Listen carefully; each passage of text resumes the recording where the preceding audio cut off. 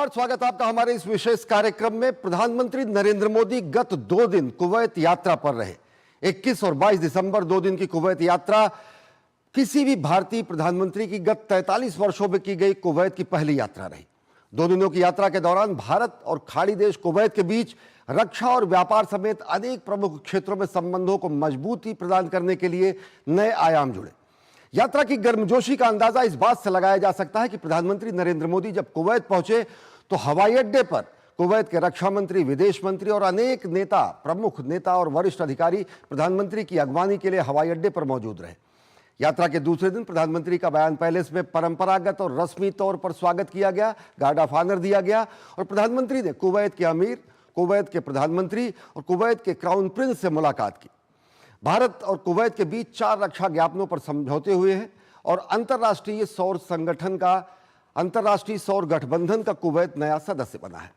प्रधानमंत्री ने कुवैत में श्रमिक शिविर का भी कल दौरा किया था। कुवैत में हाला मोदी कार्यक्रम में भारतीयों को संबोधित भी किया था। प्रधानमंत्री नरेंद्र मोदी ने कुवैत के सर्वोच्च सम्मान से प्रधानमंत्री नरेंद्र मोदी को सम्मानित किया गया है और यह सम्मान है द ऑर्डर ऑफ मुबारक अल कबीर। यह किसी भी देश की तरफ से हासिल हुआ 20वां अंतर्राष्ट्रीय वैश्विक सम्मान है। पिछले महीने प्रधानमंत्री नरेंद्र मोदी जब गुयाना के दौरे पर थे तो गुयाना के सर्वोच्च राष्ट्रीय पुरस्कार द ऑर्डर ऑफ एक्सीलेंस से उन्हें सम्मानित किया गया। प्रधानमंत्री नरेंद्र मोदी जब डोमिनिका की यात्रा पर थे तो डोमिनिका के राष्ट्रपति ने डोमिनिका अवार्ड ऑफ ऑनर से उन्हें सम्मानित किया। प्रधानमंत्री नरेंद्र मोदी को अब तक 20 अंतर्राष्ट्रीय सर्वोच्च नागरिक सम्मान अलग अलग देश दे चुके हैं। कितनी अहम रही, कितनी सफल रही और कितनी ऐतिहासिक रही कुवैत की यह यात्रा, इसी पर हम चर्चा करेंगे इस विशेष कार्यक्रम में और जानेंगे अपने विशेषज्ञों की भी राय। लेकिन आइए सबसे पहले नजर डालते हैं प्रधानमंत्री नरेंद्र मोदी की 2 दिन की कुवैत यात्रा पर।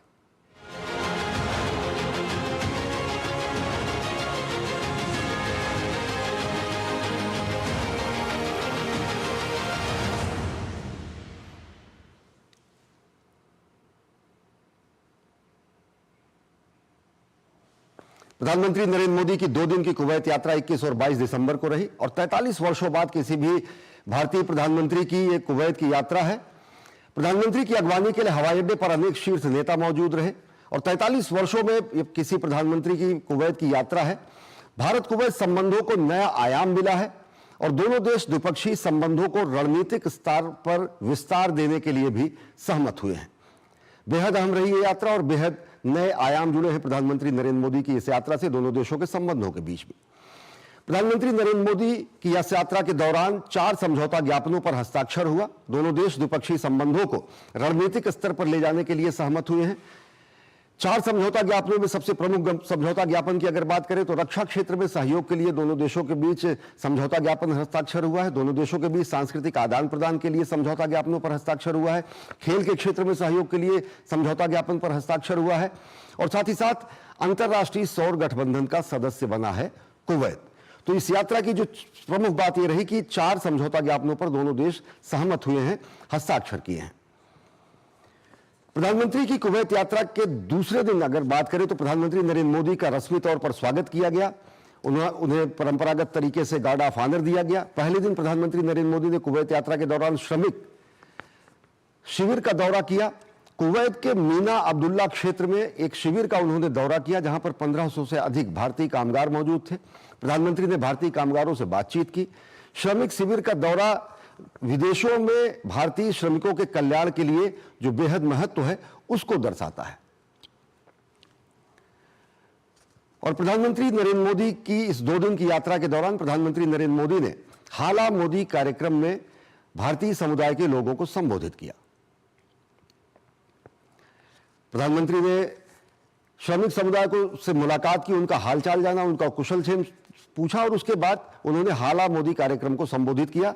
शेख साद अब्दुल्ला इंडोर स्पोर्ट्स स्टेडियम में आयोजित हुआ यह विशेष कार्यक्रम और शेख साद अब्दुल्ला स्टेडियम इंडोर कॉम्प्लेक्स में विशेष कार्यक्रम का आयोजन किया गया और हाला मोदी कार्यक्रम में बड़ी संख्या में भारतीय समुदाय के लोग वहां पर मौजूद रहे जिनको प्रधानमंत्री नरेंद्र मोदी ने संबोधित किया है। कुवैत के विकास में भारतीय समुदाय की बेहद कड़ी मेहनत और योगदान की प्रधानमंत्री नरेंद्र मोदी ने सराहना की है। प्रधानमंत्री नरेंद्र मोदी ने अपने संबोधन के दौरान कहा कि भारत का जो विश्वबंधु दृष्टिकोण है उसको उन्होंने एक बार फिर पूरी दुनिया के सामने रेखांकित किया। प्रधानमंत्री नरेंद्र मोदी ने अपने संबोधन में भारत की तीव्र प्रगति, परिवर्तन और सतत विकास के बारे में पूरी दुनिया को विस्तार से बताया और साथ ही साथ उन्होंने भारतवंशियों से यह आग्रह किया कि वे भारत के विकास में भागीदार बने। प्रधानमंत्री ने प्रवासी भारतीय दिवस और महाकुंभ का निमंत्रण भी प्रवासी भारतीयों को दिया। प्रधानमंत्री नरेंद्र मोदी 26वें अरेबियन गल्फ कप के उद्घाटन समारोह में मुख्य अतिथि के तौर पर मौजूद रहे। प्रधानमंत्री नरेंद्र मोदी के साथ साथ वहां पर कुवैत के अमीर उस समय मौजूद रहे। कुवैत द्विवार्षिक रूप से अरेबियन गल्फ कप की मेजबानी करता है और इसमें अन्य देश भी शामिल होते हैं। प्रधानमंत्री नरेंद्र मोदी ने सभी भागीदार देशों की टीमों को अपनी शुभकामना दी। तो प्रधानमंत्री नरेंद्र मोदी का 2 दिन का बेहद व्यस्त दौरा रहा और सबसे बड़ी बात यह रही कि प्रधानमंत्री नरेंद्र मोदी को कुवैत के सर्वोच्च सम्मान से सम्मानित किया गया। वहां के अमीर ने उन्हें ऑर्डर ऑफ मुबारक अल कबीर, जो कि कुवैत का सर्वोच्च सम्मान है, उससे प्रधानमंत्री नरेंद्र मोदी को सम्मानित किया। प्रधानमंत्री नरेंद्र मोदी को अनेक देशों ने सम्मान दिया है और यह सम्मान भारत और कुवैत के बीच दीर्घकालिक मैत्री का प्रतीक है। जैसा कि प्रधानमंत्री नरेंद्र मोदी ने कहा कि यह सम्मान कुवैत में भारतीय समुदाय और भारत की 140 करोड़ जनता के लिए समर्पित है। प्रधानमंत्री नरेंद्र मोदी ने इस सम्मान को देश के लिए समर्पित किया। इस सम्मान को 1974 में स्थापित किया गया था और यह कुछ चुनिंदा वैश्विक नेताओं को ही यह सम्मान दिया गया है। तो हम जानेंगे कि कितनी सफल और ऐतिहासिक रही प्रधानमंत्री नरेंद्र मोदी की कुवैत यात्रा और साथ ही साथ विशेषज्ञों की राय भी जानेंगे। लेकिन वक्त एक छोटे से ब्रेक का, देखते रहिए डीडी न्यूज। बढ़िया है, प्राकृतिक हल्दी, मिर्ची, धनिया। नहीं, मिर्ची, धनिया, हल्दी, MDH। मसाले सच MDH। मेरी पसंद। मेरी पसंद। मेरी पसंद। मेरी पसंद। हमारी पसंद। हम सबकी पसंद। मजबूत देश का मजबूत सरिया हो गया steel. Muthoot finance gold overdraft, ब्याज सिर्फ उतने ही दिन का भरिए जितने दिन पैसे इस्तेमाल कीजिए। आज ही कॉल कीजिए 1-800-313-1212। गोल्डी मसाले के 100 ग्राम के स्पेशल पैक्स में फ्रेशनेस लॉक है। ऐसे गोल्डी मसाले जहां जाएं रिश्ते बनाएं। और ब्रेक के बाद आप सभी का स्वागत। हम बात कर रहे हैं प्रधानमंत्री नरेंद्र मोदी की कुवैत यात्रा की। आज प्रधानमंत्री नरेंद्र मोदी का बयान पैलेस में औपचारिक स्वागत किया गया। पैलेस पर पहुंचने पर कुवैत के प्रधानमंत्री शेख अहमद अब्दुल्लाह अल अहमद अल सबाह ने प्रधानमंत्री का गर्मजोशी से स्वागत किया। प्रधानमंत्री नरेंद्र मोदी को गार्ड ऑफ ऑनर दिया गया। प्रधानमंत्री ने अपने कुवैती समकक्ष के साथ द्विपक्षीय वार्ता की और द्विपक्षीय हितों से जुड़े अन्य मुद्दों पर विस्तार से चर्चा की। प्रधानमंत्री नरेंद्र मोदी ने कुवैत के crown prince Sheikh Sabah Khalid al Hammad al Mubarak al Sabah से भी मुलाकात की। क्राउन प्रिंस ने प्रधानमंत्री का गर्मजोशी से स्वागत किया और दोनों गणमान्य व्यक्तियों के बीच अहम मुद्दों पर विस्तार से चर्चा हुई। प्रधानमंत्री नरेंद्र मोदी ने कुवैत के अमीर शेख मिशल अल अहमद अल जाबेर अल सबाह से मुलाकात की और इस दौरान भारत और कुवैत ने द्विपक्षीय सहयोग में मजबूती की दिशा में आगे कदम बढ़ाने का संकल्प जताया। दोनों देशों ने भारत कुवैत संबंधों को रणनीतिक साझेदारी के स्तर पर ले जाने का फैसला किया। प्रधानमंत्री नरेंद्र मोदी और कुवैत के अमीर ने भारत कुवैत संबंध और सहयोग में विस्तार से विचार विमर्श किया। बैठक में फार्मास्यूटिकल्स, IT, फिनटेक, इंफ्रास्ट्रक्चर और सुरक्षा जैसे क्षेत्रों में सहयोग पर चर्चा की गई। प्रधानमंत्री ने कुवैत में भारतीय समुदाय के कल्याण के लिए अमीर का आभार भी जताया। और इसके बाद प्रधानमंत्री नरेंद्र मोदी ने कुवैत के अपने समकक्ष शेख अहमद अब्दुल्लाह अल अहमद अल सबाह से मुलाकात की। दोनों नेताओं ने द्विपक्षीय सहयोग से जुड़े मुद्दों पर विचार विमर्श किया। प्रतिनिधिमंडल स्तर की बातचीत में भारत कुवैत रिश्तों में हुई प्रगति की समीक्षा भी की गई।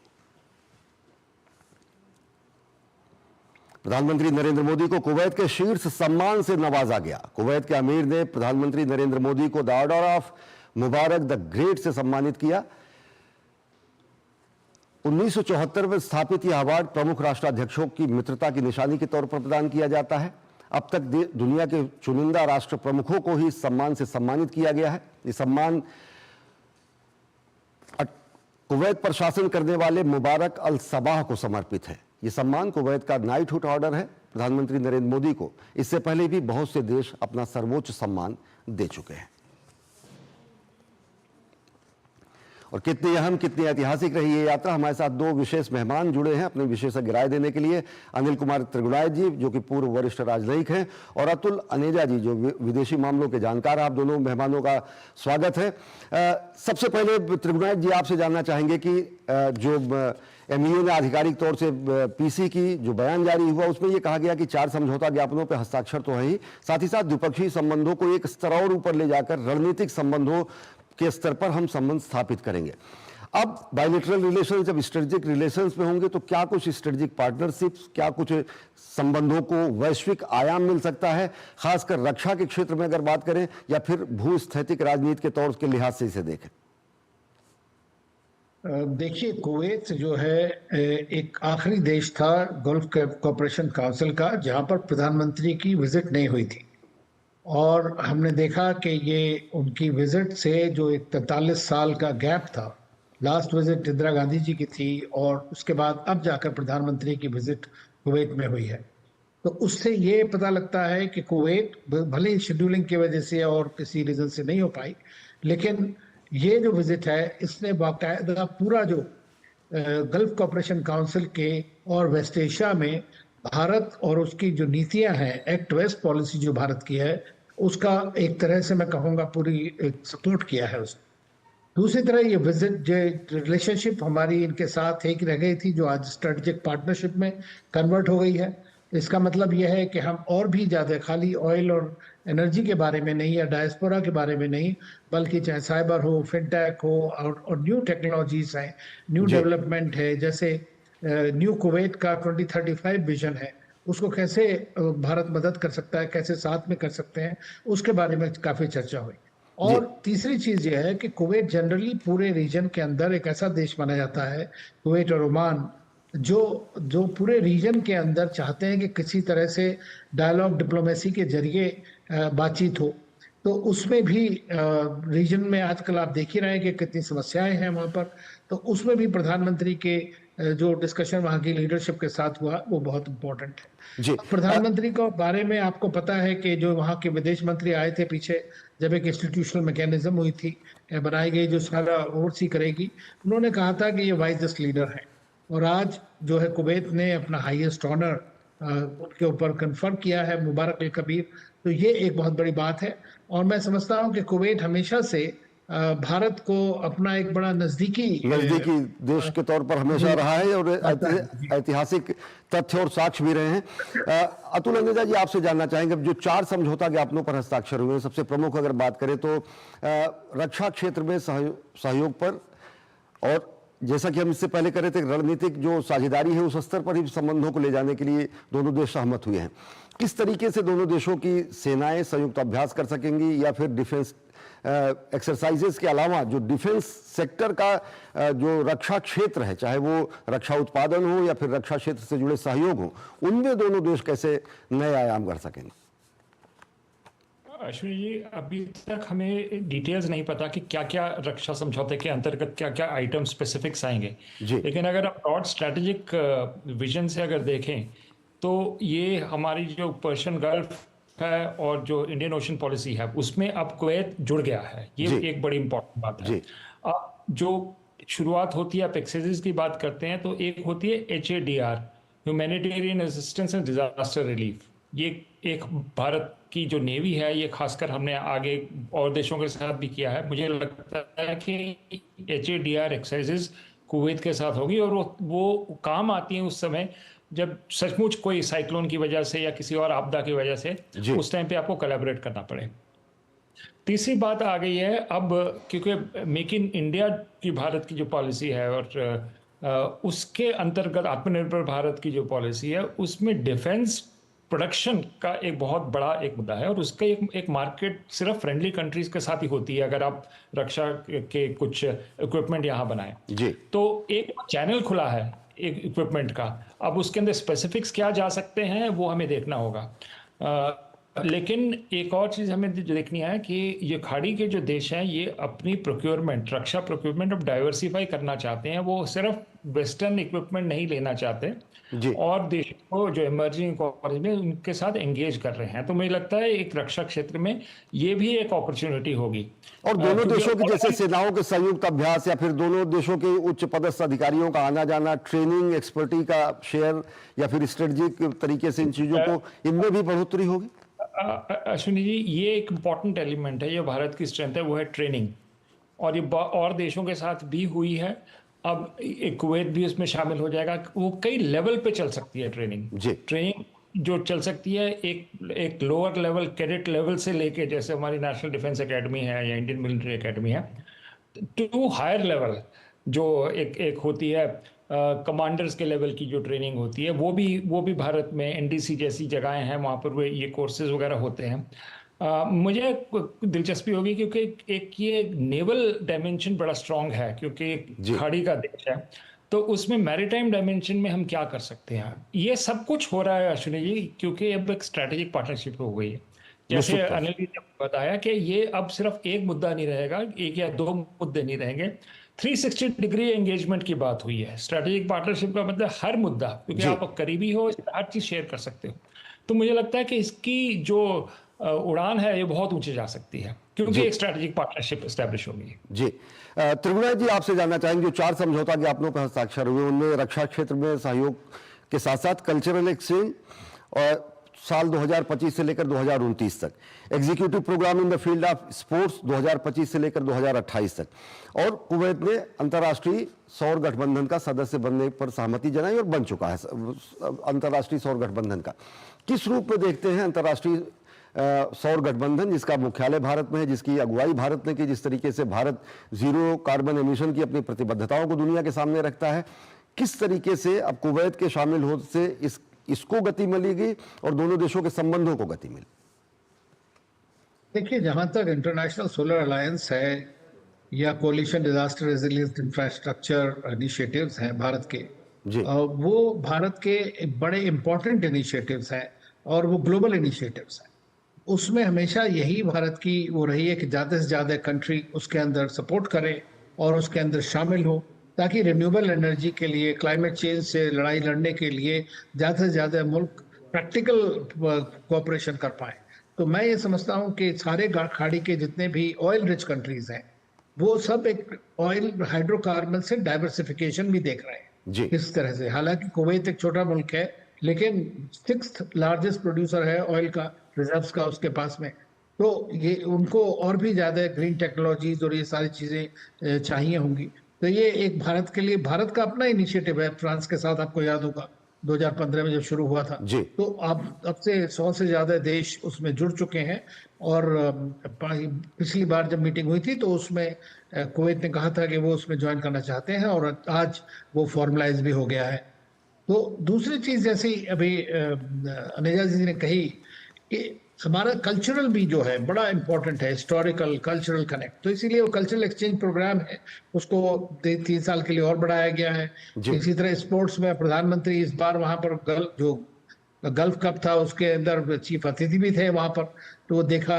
और P2P एक्सचेंज का मतलब हमारे 1 मिलियन से ज़्यादा लोग वहाँ पर हैं। हमारे कल्चरल स्कूल्स हैं वहाँ पे, डजन्स ऑफ इंडियन स्कूल्स आते हैं। तो ये जो चीज़ें हैं, और कुवैत के काफ़ी सारे लोग भारत में भी रहते हैं, उनको हिस्टोरिकली इंडियन रुपी वहाँ पे एक टाइम पे करेंसी हुआ करता था। अब हम आगे और भी किस तरह से UPI को और आगे बढ़ा सकते हैं। अभी बहुत सारी चीज़ें जो हैं मैं समझता हूँ खुलेंगी और बढ़ेंगी आगे, और जो पुराने जो कभी 1990 के गिले शिकवे थे, अब वो पास हिस्ट्री बन चुके हैं। जी।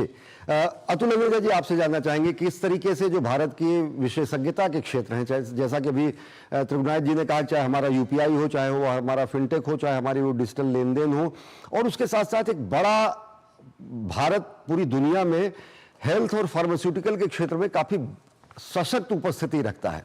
जब प्रधानमंत्री ने कल कहा था कि भारत एक दुनिया में मैन्युफैक्चरिंग हब के रूप में, डिजिटल सेंटर के हब के रूप में, बहुत सारे ऐसे मूल केंद्र के रूप में भारत आने वाले वर्षों में होगा, तो किस तरीके से देखते हैं कि कौन कौन से ऐसे और क्षेत्र हैं, चाहे वो फार्मास्यूटिकल हो, चाहे हेल्थ हो, जिनमें दोनों देश और बेहतर करेंगे? अश्विन जी, अभी हमें कॉन्टेक्स्ट देखना है कि भारत का अपना लक्ष्य जो है वो विकसित भारत 2047 का वो हमारा, उसी फ्रेमवर्क के अंदर हमारी एंगेजमेंट सब। अब उसके अंदर कई वर्टिकल्स आते हैं। एक तो आ गया आपका जो फार्मास्यूटिकल, जो हम आप कहते हैं कि we are the pharmacy of the world. और आपको याद होगा कोविड के दौरान हमारी एक पहली या दूसरी फ्लाइट जो गई थी मेडिसिन लेके, वो कुवैत गई थी। मुझे याद है C-130 हमारा लैंड की, उसके विजुअल्स अभी तक याद हैं। तो वो पहला दिन था जब हमारी जब बातचीत हो रही थी, तो वो ये कहा गया था कि ये भारत अब जो है फार्मेसी ऑफ द वर्ल्ड के रूप में आ रहा है, और ये विश्व में सिर्फ ये ग्लोबल साउथ की जो कंट्रीज हैं और इमर्जिंग इकोनॉमीज हैं, उसमें जो है हमारी ये भूमिका और भी ज़्यादा बढ़ेगी। तो एक तो ये बात हो गई। दूसरी आपने बात की फिनटेक वगैरह की और डिजिटल इकोनॉमी की बात की। यूपीआई सिस्टम जो हमारा जो डिवाइस किया गया है, ये उपलब्धि अब प्रधानमंत्री कह चुके हैं जहाँ भी बाहर जाते हैं कि ये हम शेयर करने के लिए तैयार हैं। मुझे लगता है कि डिजिटल इकोनॉमी में जुड़ेंगे हम लोग। तीसरी बात आ गई रिन्यूएबल एनर्जी, जिसकी भी बात ऑलरेडी आपने की है अनिल जी के साथ, कि ये डाइवर्सिफाई कर रहे हैं अपने एनर्जी सिक्योरिटी को, ये जो खाड़ी के देश हैं। तो सोलर रिन्यूएबल एनर्जी का एक बहुत बड़ा एक हिस्सा है। तो मुझे लगता है वहाँ भी, और क्लाइमेट चेंज की जो बात है उससे भी जुड़े हैं। तो जो न्यू इकोनॉमी की जहाँ बात हो रही है, अब एक नया जो इकोनॉमी की बात हो रही है, उससे भारत और कुवैत जुड़ रहे हैं। ये जो ट्रेडिशनल एरियाज है एनर्जी का और लेबर एक्सपोर्ट का, उससे कहीं ज़्यादा आगे हम अब आ चुके हैं। जी, हम चर्चा जारी रखेंगे आप दोनों खास मेहमान से, लेकिन वक्त हो जा रहा है बेहद छोटे से ब्रेक का। देखते रहिए डीडी न्यूज। गोल्डी मसाले के 100 ग्राम के स्पेशल पैक्स में फ्रेशनेस लॉक ऐसे। गोल्डी मसाले, जहां जाएं रिश्ते बनाएं। दीदी नौकरी लग गई। अरे वाह, बधाई हो। तो अब तो ढेर सारी शॉपिंग। हाँ दी, नया मोबाइल। अरे रुको शहजादे, सैलरी से पहले खर्चे। इंस्टेंट लोन भी तो मिलता है। पहले बजट बनाना सीखो, फिर खर्च करो। पर दी, देखो, कमाई का एक हिस्सा हमेशा बचाना चाहिए, लेकिन पार्टी देने से नहीं बचोगे तुम। हाँ दी, पार्टी मेरी, बजट तुम्हारा। अच्छा। आरबीआई कहता है, सही वित्तीय बर्ताव करे आपका बचाव। ब्रेक के बाद आप सभी का स्वागत। हम बात कर रहे हैं प्रधानमंत्री नरेंद्र मोदी की कुवैत यात्रा की, बेहद सफल और ऐतिहासिक यात्रा। हमारे साथ विशेषज्ञ मेहमान के तौर पर अनिल कुमार त्रिगुणायत जी और अतुल अनेजा जी जुड़े हुए हैं। त्रिगुणायत जी, आपसे जानना चाहेंगे, जब प्रधानमंत्री नरेंद्र मोदी जाकर भारतीय श्रमिकों से मिलते हैं, कामगारों से मिलते हैं, जिस तरीके से पूरी दुनिया का नजरिया भारत के प्रति बदला है, और जिस तरीके से खुद प्रधानमंत्री श्रमेव जयते की मूल भावना को पूरी दुनिया के सामने उजागर करते हैं, किस रूप में देखते हैं? तब जबकि कुवैत के निर्माण में या फिर दुनिया के अन्य देशों के निर्माण में भारतीय मेधा कहीं ना कहीं बेहद अहम महत्व रखती है। देखिए अश्विनी जी, प्रधानमंत्री का मैं समझता हूँ सिग्नेचर एक स्टाइल है। वो जहाँ पर भी जाते हैं, जो भारत की जो लोग वहाँ पर हैं, हमारी कम्युनिटी और बहुत बड़ी कम्युनिटी के तौर पर रहती है। वही इवन कुवैत में भी 1 मिलियन से ज़्यादा लोग काम कर रहे हैं वहाँ पर, और तो उनके साथ वो मिलते जरूर हैं किसी भी तरह से। अब जो मेरे बड़ी जो हाला कुवैत एक इवेंट हुई, वो तो खैर अपनी जगह है, लेकिन मुझे सबसे इंटरेस्टिंग चीज़ जो लगी जब वो एक लेबर कैंप में गए और वहाँ पर लेबर के साथ मिले और क्वेश्चन आंसर हुए, और वो ऐसा लग रहा था, उन्होंने जब कहा कि देखो मेरा सारा परिवार 140 करोड़ लोग हैं, तो मुझे और ज़्यादा काम करना पड़ता। तो अगर आप देखें तो वो किस तरह से कनेक्ट करते हैं लोगों के साथ में। इससे क्या होता है कि जो उस देश के शासक हैं, जो ऑलरेडी भारतीयों को बहुत पसंद करते हैं, वो और भी ज़्यादा उसकी इज्जत करते हैं कि देखो भाई, हिंदुस्तान का प्रधानमंत्री जो है वो उन चीज़ों के अंदर में इंटरेस्टेड है, उनके वेलफेयर के बारे में इंटरेस्टेड है, हमारी मैकेनिज्म्स हैं। ये बड़ा इंपॉर्टेंट होता है सारे खाड़ी के देश, और जहाँ जहाँ हमारे भारतीय हैं वहाँ पर हम लोग जो है इस तरह का डिस्कशन जरूर करते हैं। और प्रधानमंत्री का वहाँ जाना और उन लोगों के साथ, अपने लोगों के साथ बात करना, मैं समझता हूँ उनको भी बड़ा ढाढ़स और साहस देता है। बहुत बहुत। और चलते चलते आखिरी सवाल अतुल अनेजा जी आपसे, 20वां अंतर्राष्ट्रीय वैश्विक सर्वोच्च सम्मान प्रधानमंत्री नरेंद्र मोदी को, जब प्रधानमंत्री विश्व बंधु भारत की बात करते हैं, तो क्या ये विश्व मित्र नरेंद्र मोदी के प्रति कृतज्ञता ज्ञापन एक तरीके से कहा जा सकता है? क्योंकि बदली हुई परिस्थितियों में आज एक सशक्त भारत, प्रधानमंत्री नरेंद्र मोदी जब विश्व बंधु भारत की बात करते हैं, उसी को सत्यापित करता है। Ashwini ji, rise of India जिसको हम कहते हैं, वो दुनिया के सामने आ रहा है, और उसी के संदर्भ में राइज ऑफ इंडिया के सिंबल बने हैं प्रधानमंत्री नरेंद्र मोदी। तो उस भावना को या उस सोच को दर्शाता है कि प्रधानमंत्री को इतने ज़्यादा जो लीडर के रूप पे भारत को जो ऊंचाई पे ले जा रहे हैं वो रिकग्नाइज कर रही है दुनिया। आपने खुद ही कहा था कितने अवार्ड अगर हम पिछले 6 महीने में देखें, एक फ्लड ऑफ अवार्ड्स आ रहा है, वो इसलिए क्योंकि ये रिकग्निशन बढ़ रही है कि भारत एक राइजिंग देश है, एक जिसका बड़ा लक्ष्य है, डेवलप्ड कंट्री में जाएगा। तो वो लोगों को अब समझ में आ गया, तो उसी के कारण जो है उनके जो भारत लीडर हैं उनको अवार्ड्स मिले जा रहे हैं। मुझे लगता है कि आगे निश्चित तौर से, और ये भारत उभरते हुए भारत का प्रमाण तो है ही, साथ ही साथ विश्व बंधु भारत के प्रति वैश्विक कृतज्ञता ज्ञापन भी। बहुत बहुत धन्यवाद अनिल त्रिगुणाय जी और अतुल अंदेजा जी हमसे जुड़ने के लिए और विस्तार से जानकारी साझा करने के लिए। तो बेहद सफल और ऐतिहासिक दौरा प्रधानमंत्री नरेंद्र मोदी का, और एक बार फिर पूरी दुनिया ने भारत के विश्व बंधु स्वरूप को देखा, भारत के विश्व मित्र स्वरूप को देखा। तो इस कार्यक्रम में फिलहाल इतना ही। देश और दुनिया की ताजा तरीन खबरों के लिए देखते रहिए डीडी न्यूज। नमस्कार।